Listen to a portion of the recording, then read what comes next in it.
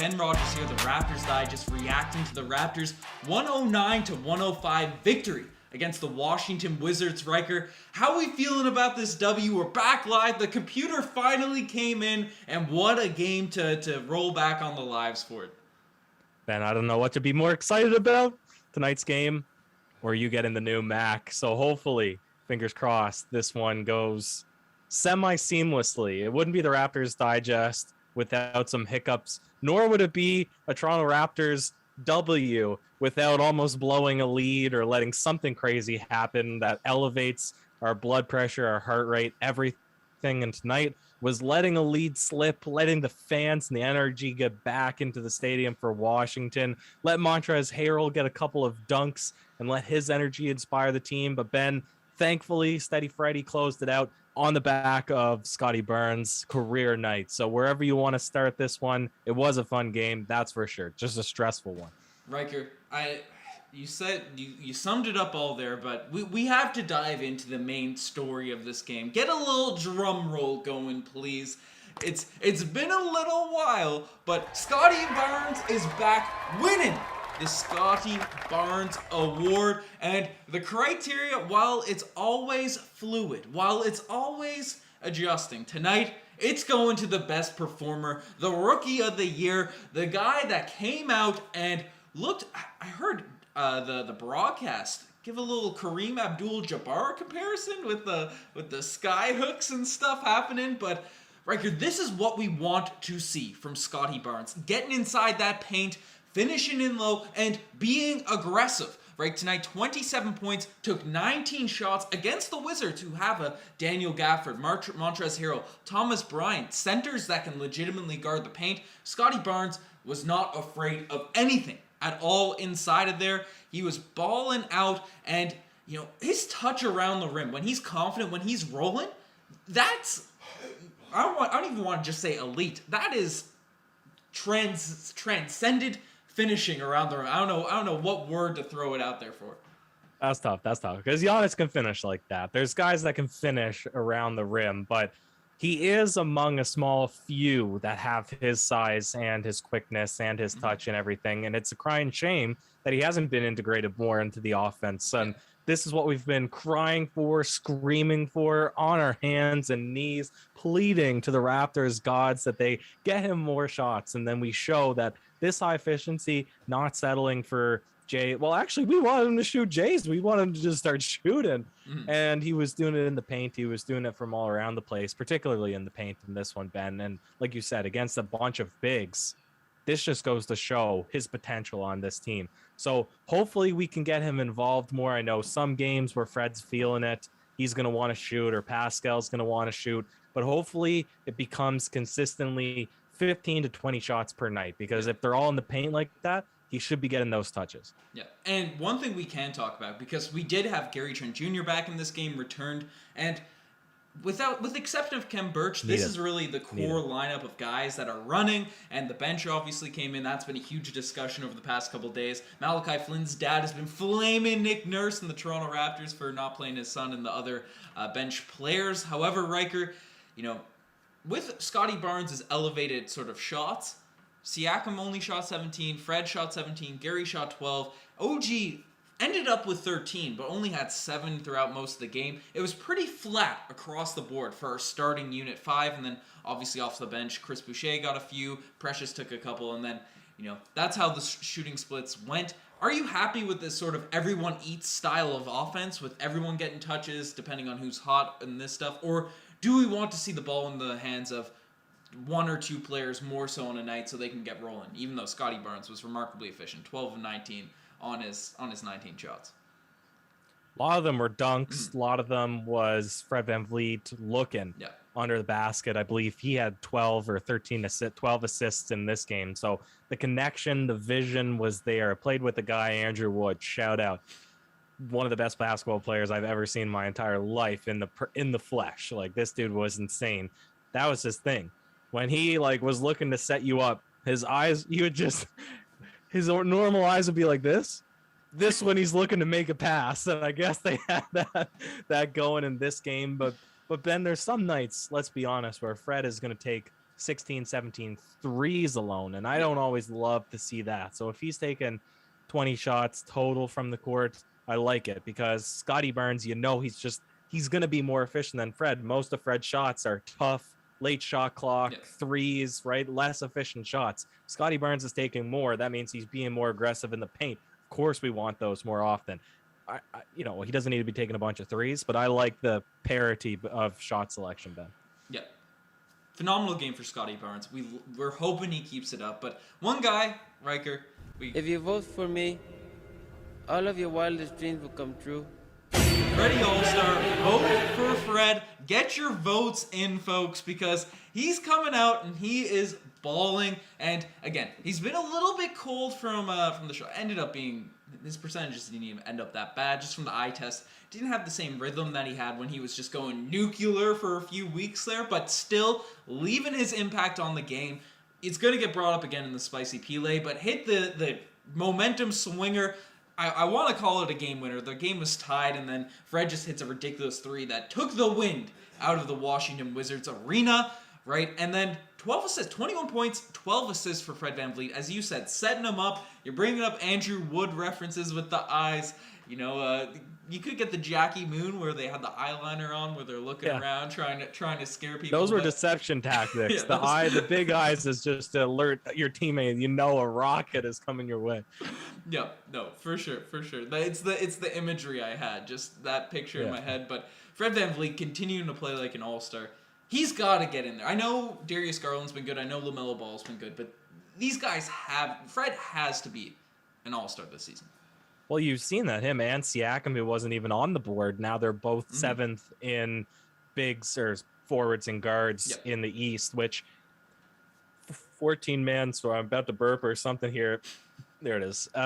14 man is like tight. I don't know how much playing time they would get if that's like exactly. And obviously coaches get to vote some in after the starting five. It's a real mess, but one of them should get in. And they've both been playing well enough as of late. But Ben, good game from those guys. Shot down the stretch. Gary Trent Jr., you said it for a second at the beginning. His return, I thought he was super active on defense, trying to see if he got credited with more than one steal. He didn't. OG actually had 4 steals in this one. Gary Trent Jr. 1, but it seemed like he had his hands all over the ball. He made a pretty good impression. Not amazing efficiency either tonight, but man, what a difference maker to have this guy back in the lineup. Did you feel that way as well, or was it just me like fangirling him and his new hairstyle? Yeah, the new hairstyle, the new look, but the impact is there because you have Precious out there running the lineups.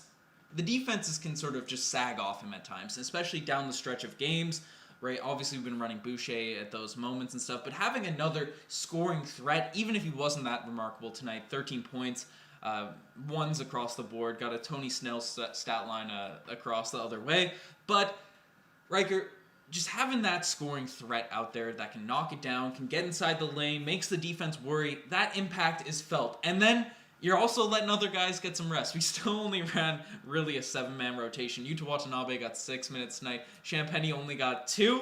So Nick Nurse is running through these bench players, giving them a little bit of run, and then it was tough. But it's nice to have a guy you can rely upon to at least play proper basketball out there on the court, which is a huge positive for the Toronto Raptors because Precious and Boucher have been doing a good job off the bench as of late. The Precious propaganda, I'll get rolling because I think his sort of, I want to call it resurgence because he's clearly not dominating or anything by any means, but I think he's playing solid basketball. He's making good decisions. He's doing less crazy stuff, even if there is the occasional wild air ball and weird misses, but 5-5 for him tonight. And then Boucher off the bench has been credited for turning around 10-7. It's that core 7, hopefully with Birch, that core 8. It's looking good. We'll see what ends up happening, shaking things up. But Trent's impact is certainly felt when he's out there right here. Yeah, absolutely. Trent, you were just flipped back and forth with Achua and Trent there. And when you're talking about Achua, he's almost the mold of Montrezl Harrell, and it's difficult to play against the Washington Wizards. You brought it up at the beginning, but they have a lot of bigs, and Montrezl Harrell is a bit of a menace down in the low block on both sides of the court. So to be a traditional big that doesn't have a lot of quickness or dribble moves like Achua, I could see this being a challenging game for him, but he still had a decent box score. He got a couple of rebounds, 5 rebounds and 12 points. So I was happy with it overall, Ben. Let's go into the segments. We're finally live again. Yeah. I'm going to pull up the YouTube, cross my fingers that I don't like throw off the Wi-Fi here, but I feel like we're doing all right so far. So let's do it. Yeah, let us know in the chat if the audio's good, if everything's rocking. But tonight, the spicy play of the day. I alluded to it earlier, Riker, and clearly the shot by Fred VanVleet down the stretch of this one, which sealed the deal. Really, they had to get a stop on the next possession, and then OG ended up getting a nice offensive rebound and put back to really just dagger this one against the Washington Wizards. Those were some great plays, but I think it's really got to go to Gary Trent Jr. Some people were saying it was foul. I didn't see it, and clearly the refs didn't, because he just absolutely obliterated the shot, the thing that, I don't know what it was, a dunk, a layup, whatever you want to call it, from Rui Hachimura, went up there, and Trent wasn't having it. He was getting in his bag like Matisse Thybulle, coming, sneaking behind players, and then just swatting that thing down.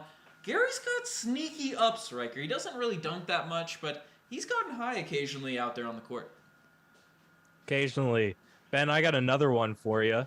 Lot of scrambles at the end of the second. I was getting worried that the Raptors were going to have one of those slow games like they did against the Pistons. The defense dialed up a notch, and that's where I was thinking, I guess, a bias, because I was looking for it. At the end of the second, it seemed like Gary Trent Jr. had 3 or 4 steals in a row. One steal happened, open court. Fred got stuck. There was 3 guys wide open, one of them being Scottie under the rim. Thought this is going to suck if we end up just slowing it down to a half-court set. Thankfully, he saw them. He was looking at Gary in the corner. No looker, though. Dumped it right off on to Scottie Barnes under the basket for an easy 2-hand dunk. Dunk wasn't flashy. The no-look pass was 1 of 12 assists on the night, Ben. There was a lot of really good plays in this one. A lot of scrambles that led into transition opportunities. I thought, except for that very dry stretch at the end, it was pretty fun basketball to watch. Yep, definitely a fun game in this one. And Eaches is asking about Nick Nurse's strategy. We're going to be diving into Nick Nurse's strategy a bunch after we swing into these segments. Because tonight, or not all plays can be the spicy play of the day. And some just make you say, Riker, oh, geez. And tonight, OG's play of the day. You brought up scrambles plays. Looking for scrambles in the chat. We're name dropping these types of plays. They'll probably pop up. But Riker, there's a moment, I believe, I'm not sure who it was. I think Precious came down. It was either Precious or Fred in the mid-range. Airballed a midi. Fred airballed a midi at some other point in this game. But then someone got the offensive rebound. Fred airballed a midi. Then we got an offensive rebound, swung it out, and then OG bricked an open 3. And it was just a weird possession there for the Toronto Raptors. I verbally said OGs. I kind of removed it from my brain following that. But do you have any more ones in this one? Well, I thought you were talking about 2.5 minutes left, up 2 points, that one 6-minute slump. Fred VanVleet, the announcers were saying, the broadcast team, we need some offense. We got to get a good shot. And Fred airballs, 1 second left on the shot clock, kind of a corner fadeaway jumper. And it was bad, too. And then that led to an opportunity, and then they tied it up, and the crowd was going crazy. It was sloppy. It was sloppy to close out this game until Fred came up with the heroics. But, Ben, that's the way it goes sometimes. It is what it is. We were leaning into the team a bit on the OGs. It's time. I'm going to run and grab the Golden Kazoo. Go sprint. Play the thing before people can see my moisturizer on my bookshelf, which people play me for. Riker's hustling back so you don't see the moisturizer. Behind him now, he's back. He just made it just in time so you don't see the moisturizer on the bookshelf. But, transcendental brick. Golden Kazoo is for me for trying to expand the vocabulary. But tonight, I think this is a fine time to bring up the bench. Because Yuta Watanabe and Rui Hachimura... What bench? Yes, indeed. You mean Boucher? Yuta Watanabe got some run early in this game, Riker. him and Hachimura got matched up against each other. That was a cool moment to see. Obviously, both being from Japan. They had a possession where I know there's going to be some fire pictures on Getty Images and stuff where Hachimura was D'ing up on Yuta Watanabe. But obviously, two solid players. Yuta's been slumping lately. Hachimura missed it at the start of the season, but he came in, didn't really impress, didn't do much of anything. Got 2 rebounds, I guess. 0 points, -2 for the 6 minutes he had. And then Champagne Poppy, who has been playing well. He's all right. Yeah. Obviously fouled a bunch down the stretch in that last game. And then he's kind of in the doghouse too now, it feels like. Riker only 2 minutes in this one. Got an assist. Was it +5 in his 2 minutes? Is Nick Nurse slacking? Is Nick Nurse lacking on this decision-making for... I know we just got Trent back, but running a 7-man rotation, running the guys in the ground. No Svi Mihailuk, no Svi G.O.A.T. I know he's your guy, Riker. What are your thoughts on Nick Nurse's strategy right now? His strategy is the East is surprisingly more competitive than the West, which we were saying at the beginning of the season, and then I doubted it for a second, and now it's pretty evident because the team in 10th, Boston, they're only 1 game below 500. If we were in the Western Conference, we would be 6th place right now. No, we would be 7th place. We're a game behind Denver, which is crazy. Yeah. We were in 10th going into tonight. So of course, Nick Nurse's strategy is when it's so competitive, when you're above 500 and you're still a fringe play-in team sitting at straddling 10th and 11th seed, you got to go with the best guys. Somebody made a pretty intelligent comment in the comment section that I scanned a couple minutes earlier saying at least the upside when there's many downsides of playing your starters too many minutes, fatigue being one and potential risk of injury and the old risk reward being pretty high. The other side of things is that you are giving them a chance to really play through a bunch of different scenarios together as a core group, which typically in a Raptors season we don't get. We get so many lineup changes, so many starting lineup changes, so many on-the-fly substitutions. At least we're playing the lineup that you and I, basically everybody would agree, if we make the playoffs, that's our playoff lineup. That's our closing lineup in playoff games, right? We're getting experience, and especially in tight games. Even our losses have all been tight games that we could have won. It's great exposure for these situations. So I don't mind it from that respect, but it's also burnout's got to be a big thing we have to be cognizant of. That's what makes me scared about the whole strategy from Nick Nurse. Yeah, we need one more guard that can just alleviate some of those Fred VanVleet, Gary Trent Jr., OG Anunoby, Scottie Barnes minutes where they're playing, that 1 through 3 position. Just another guy that can come in there and take the load off those players. And then Boucher and Precious will obviously help out Siakam and whoever we're running in that front court. Siakam, Boucher, and Achua. And then I guess OG's running that 4 space. So, Riker, a report did come out. You brought up how we're above 500. And some people still say, especially after the Raptors lost a few games, bring out the kazoos, tank it, run one more season, get a good pick, and all that sort of stuff. But a report did come out saying the Raptors are looking to be buyers, not sellers in this year's trade deadline, this year's trade market. So that's huge because the Toronto Raptors are going to be looking to make additions rather than giving up guys like Boucher. Obviously, Dragic, you get rid of him for nothing. But we do have a super chat, first super chat of the return of the Raptors Digest Live. And it's from the Jubs Town Clink. Do I have the Charles Barkley here? I don't have the Charles Barkley on this setup just yet. But OG bully ball down low. Mismatches against the frailer wings in every game in the post. Got this side out here. Nick Nurse hunting those matchups now. We can keep Sleeping Giant in the postseason. We can kill Sleeping Giant in the postseason. Depending on the matchup, I'm confident. Most teams in the East, I'm confident we can make a series out of anything, no matter where we land in the first round. But yes. And what was neat too in that Heat game is we would start Fred VanVleet on Adebayo because you knew that the switch was coming. And I mean, I guess you should be able to adapt your offense, just not do a screen and just put him right into the post. But there's ways. If Fred VanVleet's the only undersized guy on the team and the 4 other players can match up against people down the post, except for the Embiids and those types of players, right? We have a good chance, and we see it every time we play the Bucks. Giannis, he'll tear up and have 40 points and 16 field goals in the paint. And then against the Raptors, we just have good defensive sets where we can slow them down. So it's definitely possible. Definitely OG, Scottie, Siakam stepping up this season. Achua giving us good minutes now. Even Boucher looking like a more competent defender. I would have to agree with you. And Gubstown Clink, that just sounds weird to say. We got a chance. We got a fighting chance against any team. Yep, I'm confident in the squad. Obviously, we're going to be the first seed. But Nick M is saying Ben's internet has officially been cleared to return to action. Nick, don't jinx it, my guy. Don't jinx it. It looks like it's been running relatively smooth. The graphs in here on YouTube have been looking a little bit weird as we're going along, but I think it's all fine. You feel, you're out, you're resting from these live streams for like a week, posting regular videos, and it feels weird to be back, but it feels right to be back with the technical setup, the new laptop. It's just overwhelming, Riker. I think it's time we dive into the final alarm to really sound off on NBA, Raptors, and all that chatter. Sound off. Woo, woo, woo, woo. Boop, boop, boop, boop, boop.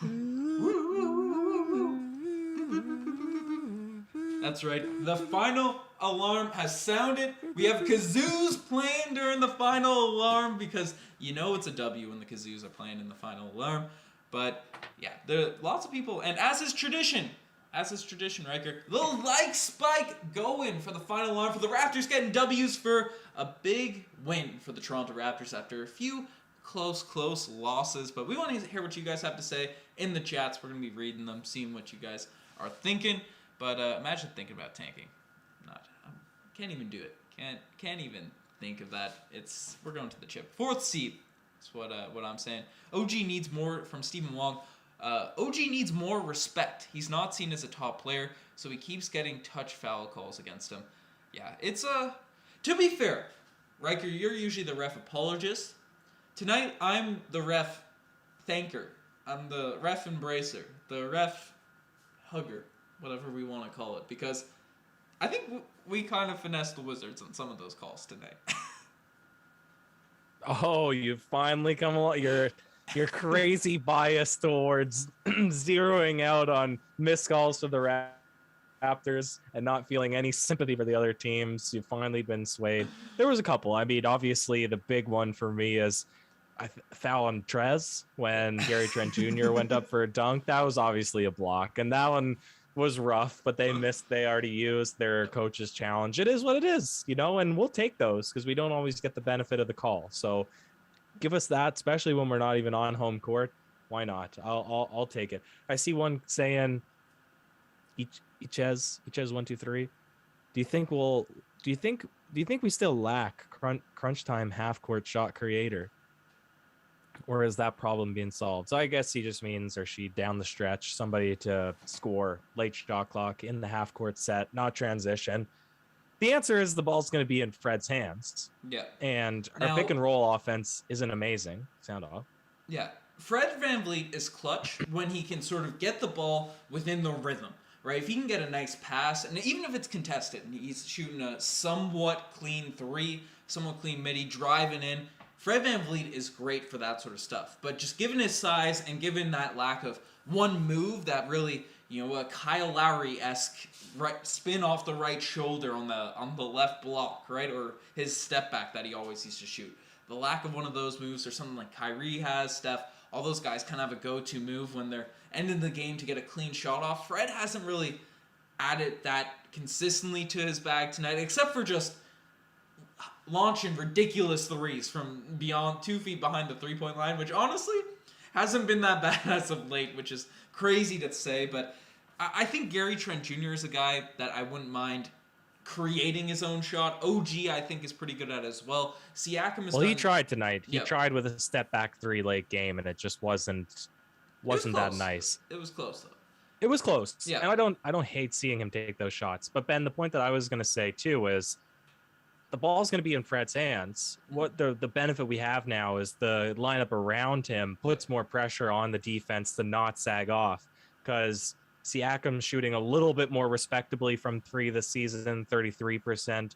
OG is taking a high volume of threes, 36%, a bit less than the seasons prior, but it's still respectable from out there. Gary Trent Jr. is a proper shooter. Whether he scores at a high efficiency, everybody has to respect that he's not shy to throw him up, and neither is Boucher if he's the guy out there in crunch time.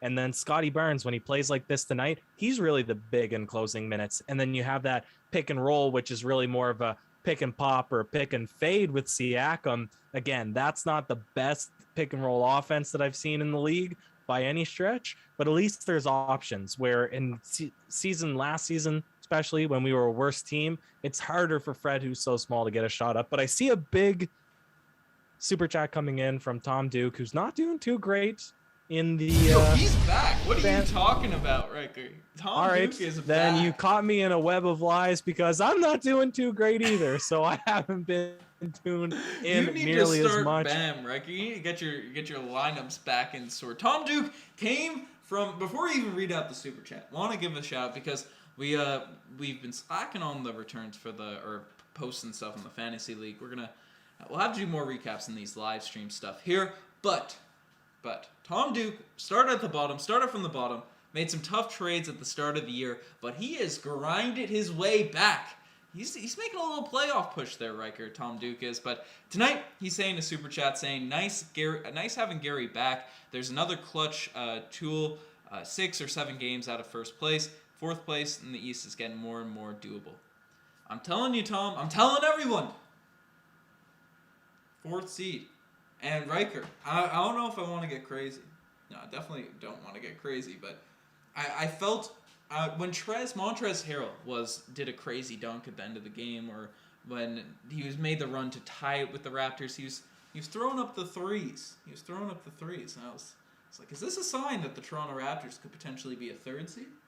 Is that I don't know if that's a little conspiracy I want to bring up, but I'm confident in this squad, even after a few losses that we've had. Yeah, I mean, 3rd is ambitious, Ben, but we've been competitive in all of these games. That's all I'll say for now. I need to tether myself to some amount of reality, or else I'll get too disappointed if we lose games that we shouldn't lose. But Ben, we're looking. It's hard to argue that we're not looking like a playoff team anymore. There was a point in the season where there was games we definitely didn't even look like a playoff team. We definitely look like one. Mm-hmm. How high up we're going to get, not sure, but we look good. Honestly, Nick Nurse might be playing 4 or 5D chess and trying to get that Bucks first-round matchup. That might be something that we're strategizing out there, because the Toronto Raptors, their squad that gets the best of the Bucks. I'm still not afraid of the Heat, Riker. The Bulls, I feel like something about DeMar against the Raptors. I'm not afraid. They're my least feared team in the East. I don't think they have Vucevic. I think you can attack them on the offensive end. I don't think they have a strong defensive core, even though they have good net defensive rating. I also don't trust DeMar's, just because we've lived through DeMar, and obviously LeBron was typically the stopper, but we see his playoff performance dip in playoff time. I don't know if it's the closer. Levine's never had a chance in the playoffs. There's a bunch of guys that just don't have experience, so I don't trust the Bulls for a second. It's they to use Paul Pierce's words that he used against us, they don't have the it factor in my mind. Maybe I don't know. Something about the Bulls, I feel like we'd have a mental. I feel DeMar would just absolutely go nuclear against us. That's my prediction if we played that series. But who knows? He's been playing like an MVP this season. It's pretty interesting. We got Scrambles back in the chat, saying Dragic for Kazoo. Scrambles, we were talking about you earlier, my guy. Break out that Kazoo. I'd have to inherit Dragic for this Kazoo. I would give this Kazoo to the Raptors. I get Dragic here on the podcast with us every night. No deal. People would unsubscribe. No deal. If we got Dragic on this podcast, too harsh. That's we would lose all of our subs. All of our views. I would be interested. No, not as a Toronto Raptor, but as a member, as a gold medal FIBA champion of the men's Slovenia basketball team. What a story that was. What a country. One of my favorite in the world that I've ever visited. I'd definitely love to pick his brain about his experience playing European basketball, not Raptors basketball, but just his other things. He's a legend in his country. Yeah, no, certainly a legend. Played with Steve Nash, played with all the guys. So definitely an interesting player. But it's lots of comments coming in now. Banton, Stephen Wong saying Delano Banton, the guy that really sent Dragic packing, I feel like, from the Toronto Raptors front office, because he was playing defense and the Raptors are going long boys. He struggled in the back when he came back from health and safety protocols, didn't play well. However, killing it in the G League right now. If he can get some more reps down there, do you think we bring him back and he could be that sort of bench guard for us, gets his confidence back going? Who? Delano Banton. Yeah, I would. I think I'd prefer to see Flynn be the next guy to come off the bench. Flynn can shoot. Flynn can play defense. His dad yapping at Nick Nurse might change things, get things going, but we'll see what ends up happening there. Nets and Bulls top 2 in the East. I don't know Scrambles because KD gone. Kyrie only playing half the games. So the Nets, I don't know how icy they're going to be. Svi needs more confidence. He can shoot and steal, and Nick Nurse should use him more often. You have any takes on those comments, Riker? I see the face going. No, I'm just reading other comments. No takes. Whenever there's a tongue emoji, you get drawn to the comment, but it was anti-Raptor. I'm not even gonna read it. Anti-Raptors. No, he's flaming. He's saying, in response to a comment that said we won a playoff series with Siakam as the number 1, and he said we had Kyle, Serge, Powell, Gasol, basically our championship team, but without Kawhi. What happened in the second round that season? Well, there was lots of factors that happened in that particular season, and also, people love to discredit championship teams that aren't the number 1 option, but you can't take that championship series away from us because it was a hard-fought Bucks series. It was a hard-fought 76ers series. It was tough, even that Golden State Warriors series, and injuries are part of the game. And then there was bubbles, and there was COVIDs, and there was all of this stuff that happened. The Raptors remained pretty consistent, except one pivotal season where we strategically tanked to get a good player that's now yielding results already only halfway into the season. So there was no falters in the strategy. We did good. I refuse the slander. Game 7. Couple shots go our way. The Celtics have always been a thorn in our spine. With Siakam struggling, I think if we won that game, we're beating the Heat, I think we could beat the Lakers. I think that would have been back-to-back chips, but who knows? Maybe I'm delusional. Maybe we should start. And how sweet it would have been to face off against LeBronto one more time in the championship. How sweet it would have. We would have swept those Lakers. I don't care what anyone has to say, but. I did get an idea from the tongue emojis, though, Riker. Should we start throwing tongue emojis in the titles of these videos to get some more clicks? Let us know in the comment section below if we should start throwing some tongue emojis in there. But lots of stuff. Scramble saying Bucks dropping. They're trying to avoid us, Scrambles. That's what they're trying to do. What do you see us doing before the trade deadline, Riker?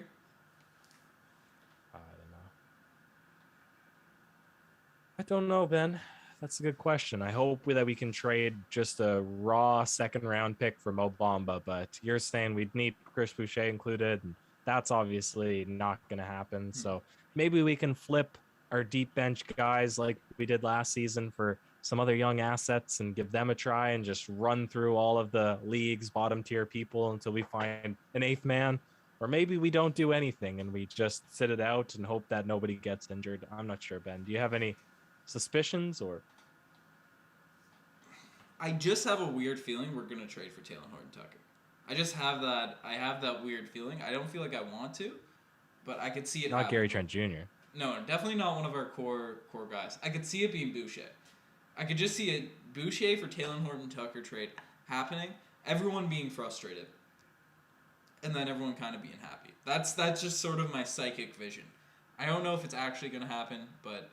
I don't know. Nick's in the chat think small. Think small. Don't think anything big, any blockbuster stuff. Definitely not going to be doing that. Nick just trying to stir the pot, saying acquire the young socialite, which is fun to mention. The dancing going, sir. The dances are happening, bro. don't want the young socialite? The socialite watch. But here's the thing. If they're declining that crazy offer from Sacramento, there's nothing outside of us trading our top 4 guys that the 76ers would ever accept. Nor should we look to be a trade partner with them. But Ben, I'm speaking incohesively at this point. I feel like I'm just rambling. The lights are getting to me. It's a long podcast. I'm thrilled there was no technical difficulties in this one. I think we'll layer in the gifts next time. I need to fix my audio. That's gonna come back in. I'm rocking with I'm trying out a few different mics I've had for a while, but I think while on this podcast I've thought of a scenario to fix that. So hopefully my audio. You also are nowhere near your mic. Like typically you're supposed to be like this close to a microphone. I know, but I got the camera back there. I want to show off the nice little background in this. But I kind of liking the look with the 2 pictures there. Kind of looks clean. I don't know what the styles are, but you want more stuff happening on screens, so it might be the move to just put the GIF loop back in there. Yeah, no, in favor of having just stuff on screen. That's true. I agree. But let us know what you guys think, because we're doing this for you folks. We love this stuff. We love that we're back live, being able to read the chat. Blake Richards agreeing with my take on there. Lots of takes coming. We're going to be rocking out. Lots of trade discussions have been going down, and ideas and hypotheticals and all that sort of stuff. So subscribe to Raptors Digest. We're almost at 22K. Almost at 22K subs, so that's going to be a big giveaway there. Right? Giveaway. Lots of fun stuff happening. Anyways, you guys are the best to make this far. Check out the Instagram, which has been popping lately. New edits, new graphics, new design, new layout. You want to check out the IG. You want to check out the TikToks. Lots of news happening. Breakdowns. Me with a floating head going around talking in front of people. TikTok's been popping off. The merch, that's available. We gotta vamp that up. We've been working on so many different projects that you'll be hearing about soon. Memberships will be back as well. So just Digest Media 2022. It's gonna be big. Riker, do you have any final words? Someone roasted you in our comments in the last video saying I gotta stop asking for final words. You need to start getting some last words, sir. So these questions aren't for nothing. All right, 1 sec. Sound off on something for another second, and then come back to you. Tom Duke is saying stuff on screen is great. Thanks, you guys. Much appreciated. Appreciate that you're enjoying the stuff on the screen. Bing bonga from Tom Duke. Bing bong. For big sneeze and someone off the deep bench? No Precious in a THT trade. That's my take there. Trez Harrell will make sense on our squad. Apparently he's available for trade. Trez Harrell. We should probably start doing those trade speculation videos. We know people love them. Some people, most of our audience seems to love them, and then we get a couple people that just hate us speculating on trades, even though we say it's a speculation video on trades. But probably got to break a few more of those out. Let us know in the chat if you guys are a fan of those, while Riker's getting some last words. All right, Ben. Ask me. Let us know in this chat, as well as the comment section, what videos you want to see us make, all that sort of stuff. But Riker, I went through the social medias. I did the plug-in. Do you have any last words on this podcast? Yes, Ben. Yes, Ben, I do. Metaphysics is a dark ocean without shores or lighthouse, strewn with a philosophic wreck. With that, good night and cheers.